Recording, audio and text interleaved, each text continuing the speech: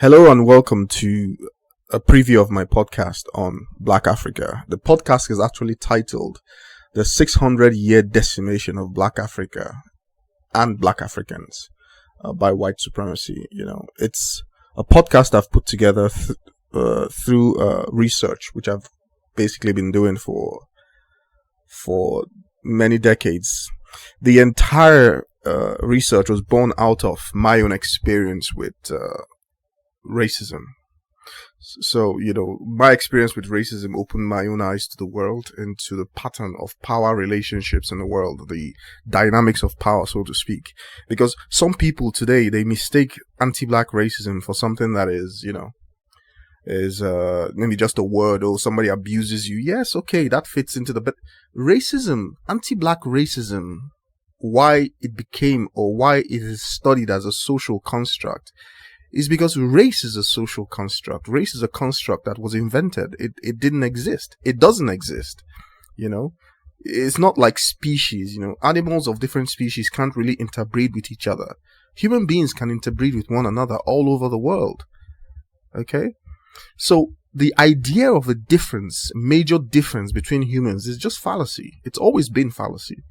But it has been promoted over the years, over the centuries actually, as a real thing.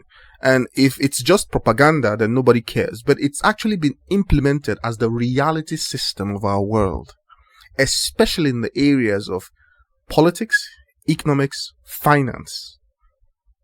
Okay? And so anti-black racism becomes the efforts of white supremacy to deny blackness any type of power anywhere in the world. Doesn't matter where you are in the world. You could be a black African in the United States. You could be a black African in New Zealand. You could be a black African in Russia. You could be a black African in China. You could be a black African in Africa. Wherever you are on the planet. The efforts of white supremacy work by creating the exact conditions that deny you access to real power in the world as a group of people. Not as an individual. You have individual black people who, once they dance to the tune of white supremacy, they are rewarded. But as a grouping of people, because that's where power really resides. Power is not a single thing that one individual exercises. Okay? The projection of power is a group effort. And so the system of white supremacy is a system that is largely all uncoordinated. It is self-organizing because white people everywhere share the same type of desire, which is to dominate, to be in situations where they can deny access. I'm not going to go into the details because I have a different podcast for that, where I went into the details of where this desire emanates from within the Caucasian. Okay, where it comes from, because it has to do with the biology and the interaction with the sun. Now, but this podcast is more of a social podcast where I talk about how, as a group, whether they're organized or self-organized or loosely organized or disorganized, but as a group, white supremacy effort functions to collectively deny blackness in general, black Africans in particular, as a group, power in any situation. Take the UN, for instance. This is the United Nations. Within the United Nations, you have the Security Council, 5 permanent members. There's no black African there. So the world is fundamentally unbalanced. And until you understand the dynamics of white supremacy, you will have no understanding of the world, of how the world operates. You will just be looking at it and making up stories, but you will never really understand what is going on, or what has been going on, or the way the world is structured. Most people talk about, when you talk about anti-black racism, and the implementation of it, most people say, oh, you're just bringing race into everything. You're trying to blame the white man for everything. Why don't you take responsibility? I don't have anything to say to those people except for the fact that they're misinformed. They don't understand the problem. And if you don't understand the problem, it doesn't matter how many times you hit your head against the wall, you can never find a solution. Because understanding the true nature of a problem is the solution. Okay? And so that's one of the reasons why I've made this podcast. And it focuses on Black Africa. Now, it's not a podcast that really goes detailed into his history and all that. No, I skim the high points because the idea is to paint a very broad picture of what the problem has been. And I kind of focus the discussion on the territory, the region in Black Africa today called Nigeria. And there's a reason why I do that, apart from the fact that I'm Nigerian. The reason why I do this is because it's the largest black aggregation of people in the world. It's the largest congregation of black Africans in the world. So if you want to deny power to black Africans globally, you just deny the ability of so-called Nigerians to be anything, to amount to anything. Because if they can successfully create a political structure or an economic structure that generates wealth, wealth is the beginning of the amassing of power. That's why the white supremacists, they went after wealth first by subjugating others and dominating them and enslaving them, so that with using their labor and their efforts, they can generate a tremendous amount of wealth, because wealth is the first step on that ladder. You know, there's this guy who talks about group economics on YouTube. Not just YouTube, but he's a black American.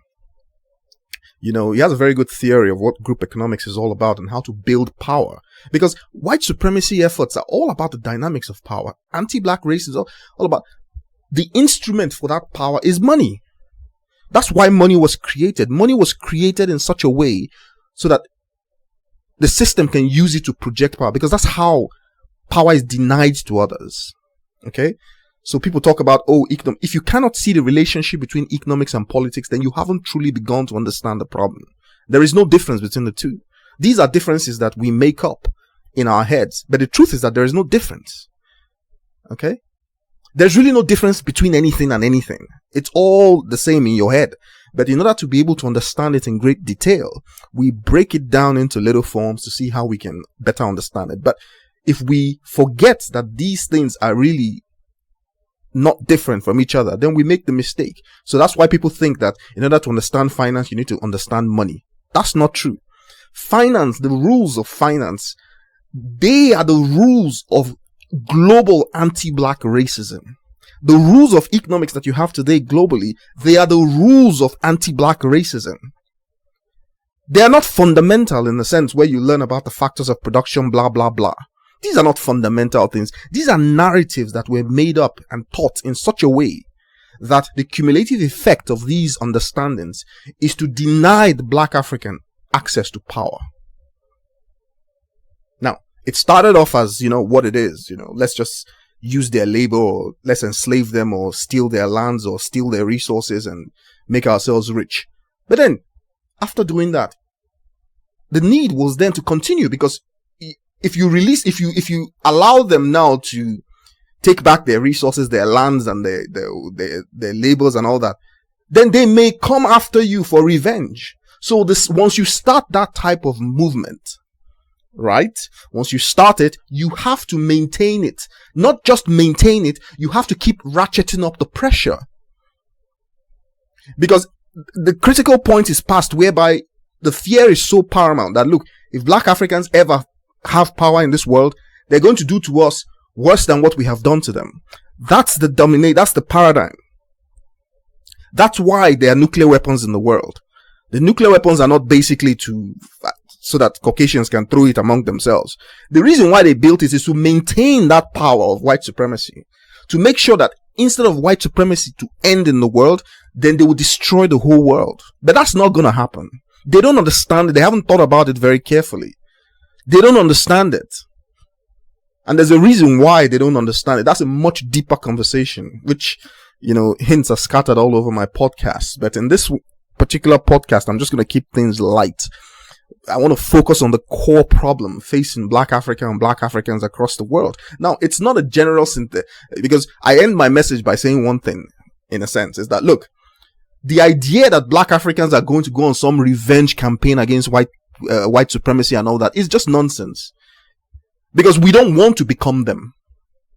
Any black African who wants to become them hasn't fully understood the problem. We don't want to become them because what they have done, whether they know it or not, or whether they are aware of it or not, the karmic burden is beyond what the mind can comprehend. Now, you want to take that karmic burden from them, then go ahead and become a bigger monster than they are. Now, that would be a terrible mistake. That burden is for them and for them alone. It will be paid over more generations than you have counting numbers. That's saying forever. Because the amount of blood, people don't understand that there is a karmic burden with blood. And it's not the way that it is explained, an eye for an eye and all that. It doesn't work. That's not the transactional matrix of karma. It doesn't work like that. Karma is one of the most interesting transactional dynamics that nature operates, but it doesn't work the way people think it does. You could have good people, they meet terrible fates. And bad people excel and succeed and live long and grow old with their children and grandchildren and all that. But I'll give you a hint. The karmic burden is proportional to the number of people involved. That's a hint. I won't give you the full mathematics of it all yet. But that's how it is. So if there are 1,000 people involved in something, it plays out longer. And it is more devastating than if there's an individual person. And an individual person, you have tyrants who murder all sorts of people, kill them, steal their whatever, destroy them, and then go on to live fantastic lives, are celebrated and everything, and then they grow old and they die. Their children carry on and all that. Yeah. It's because even though the instruction for that behavior might have come from that person, it wasn't implemented by that person. So the karmic burden is always related to the truth of a motive. And the truth of that motive, whether you hide it or not, is not important. In fact, if you hide the truth of your motive, that confirms the karmic burden, because the fact that you're hiding it means that you know that it's a burden. That's how these things work. In fact, I have a series of podcasts just related to the structure of karma. They're unpublished yet. I haven't decided to publish it yet. But you see, and this is not a hateful podcast. This is not a podcast about hate. Talking about the past and how things were done so that people can understand it, to be better able to understand the future, because the future emerges from the past. There's really no difference in the future and the past. You see, this whole idea of thinking things are different, it comes from the way that we have been taught to understand the world. But really in the world, there's no difference. There's just unity in everything. Okay?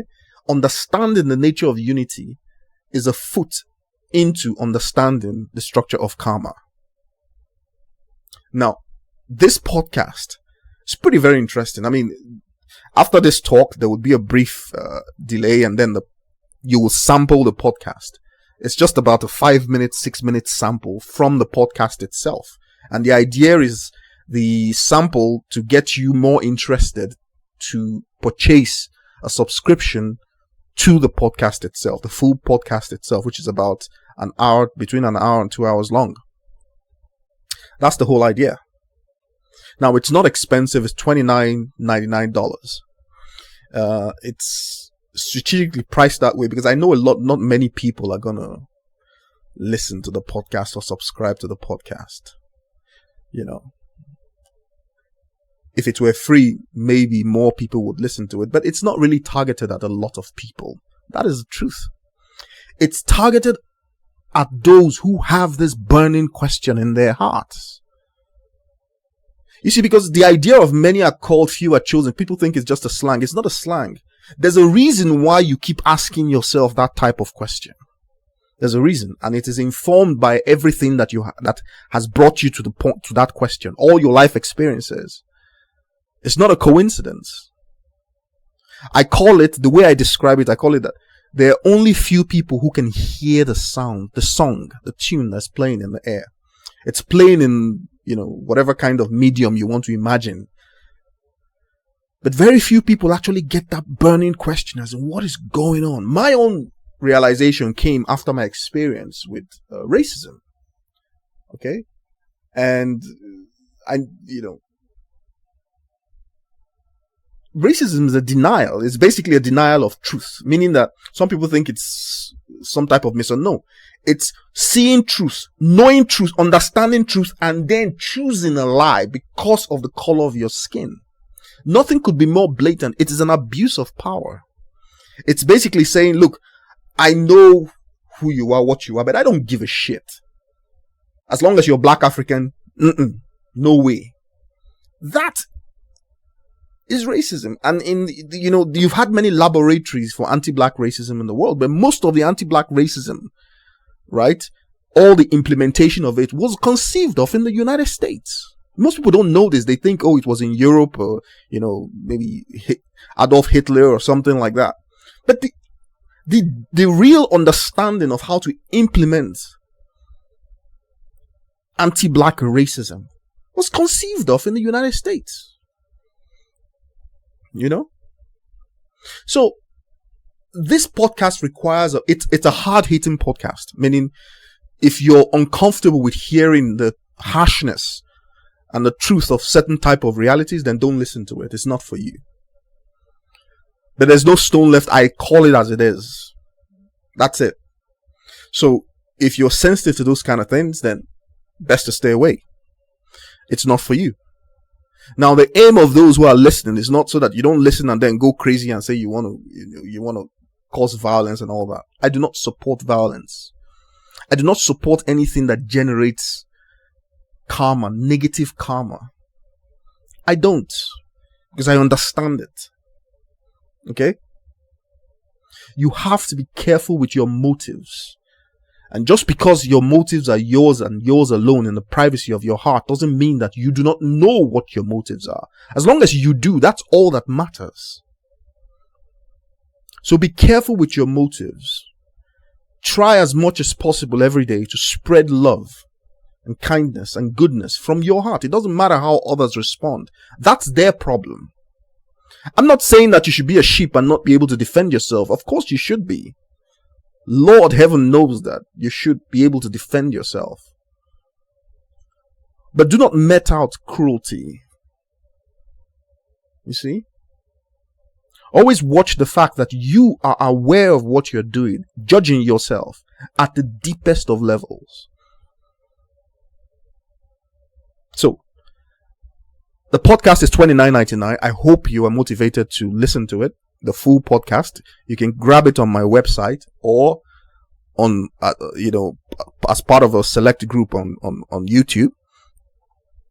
All the details are going to be in the video description on YouTube in this preview. How to log in, how to pay me, how to gain access and everything. It's all there. If you feel so inclined, powerfully inclined by this, then you should watch it and learn. The aim is to learn, to understand. And now Nigerians are going to the polls in February. Before you go to the polls, you should really understand what these polls, what these things mean. So you understand the problem that you're facing. Okay? Alright, so I hope you do enjoy this preview, the 5-6 minute preview which comes after this. I hope you enjoy it and that it motivates you to actually go buy access to the actual podcast itself. The podcast, the decimation, the 600-year decimation of Black Africa and Black Africans. Okay, that's the title of the podcast. So, excellent. Thank you.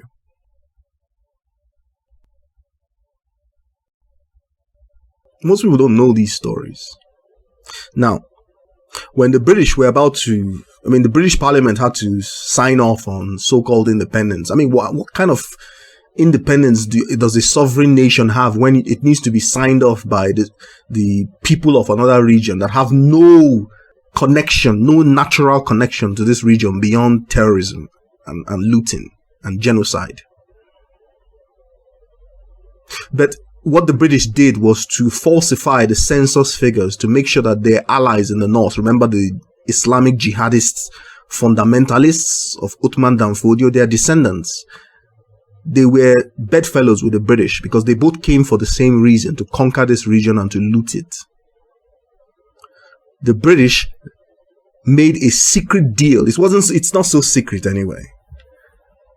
The British saw it in their best interest to have their friends in power all the time, so that they can always answer their call whenever they call. And in return, they would provide arms and protection for these jihadists, these terrorists. And that's exactly what's been happening ever since. Of course, if you take, no matter what you give an illiterate terrorist, a religious nut job, it's just a question of time before they run it into the ground and turn it into what you have Afghanistan looking like today, or what you have, a very backward, primitive, barbaric, Stone Age place. And that's exactly what has happened to this region. And it has proved to be a jamboree for the British, because in a few years running up to the so-called quasi-independence, crude oil was discovered in the southernmost part of Nigeria. And it was clear because of that the British were never going to let this region go. They were going to milk it for everything. But they had to put up a charade of some type of independent sovereign nation.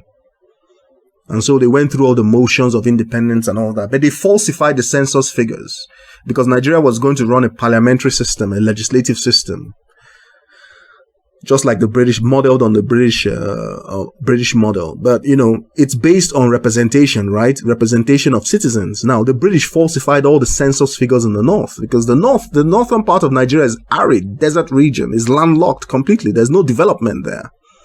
It's a very sparsely populated place, but the British inverted the census figures and made the north seem more populous than the south. I mean, where does that does not happen anywhere in the world. Every coastal region is more populated than landlocked arid regions. But in that one act, the British destroyed the hope of democracy in Africa. Just that act alone, because they made sure that democracy will never thrive in this region. Now they put the entire new nation in the hands of these their friends, these corrupt fundamentalist jihadists. The British knew exactly what they were doing because they know these people. They know that all those people care about is corruption.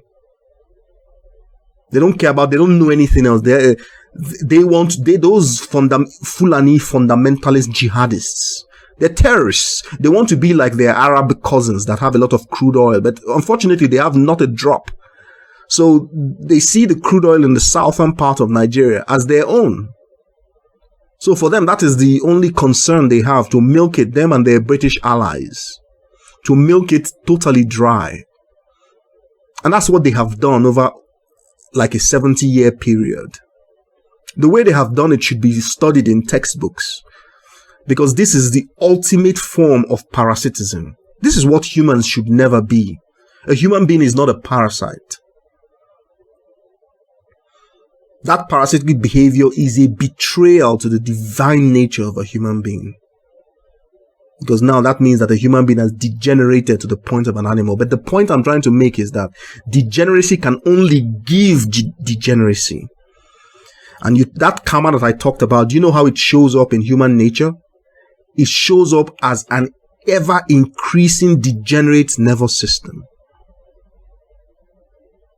And a degenerate nervous system struggles with putting together a true and accurate description of reality, because that's what our nervous systems do. Our nervous systems inform us of what reality is. So reality is like a story that we put together in our heads regarding the nature of what is going on around us. If we put together the right story, we couple more with nature. We understand it better. We're able to utilize it better. We're able to survive better. But when we don't, right, we interact with it the way the animals do, because the animals cannot interact with nature on that level because they don't know any better. They don't have the central nervous system able to create a more accurate description of the world. So they see the world in terms of eat or be eaten, kill or be killed. And so it's a betrayal to the sophisticated nervous system of a human being when a human being degenerates and devolves into the behavior of an animal. This is something that the Black African knew. That's what allowed him to invent civilization. Although they will never tell you this, you have to go and look for this information. As a Black African, you invented civilization because your imagination was the deepest, your emotion was the deepest. You were able to connect to divinity and be informed of the nature and presence of God.